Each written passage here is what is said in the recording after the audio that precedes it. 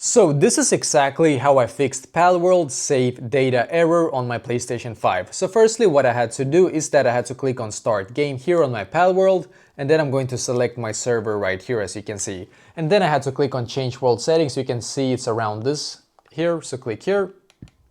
Then click on Custom Settings, and then on Custom Settings I had to scroll down and click on Maximum Number of Dropped Items in a World. Make sure that this one is set to 1000. So the reason why we want to set it to 1000 is because this option will stop an infinite save loop caused by the game processing too many dropped objects basically. So try to set it down to 1000. Now when you have done so, just click on OK here down below, and then OK again. Perfect. So now what I'm going to do is to just click on the PlayStation logo here as well, and then go into Home on my PlayStation 5.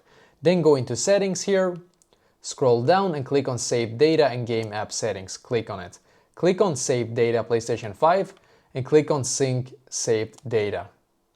Click on the first option here and then turn off Enable Auto Sync.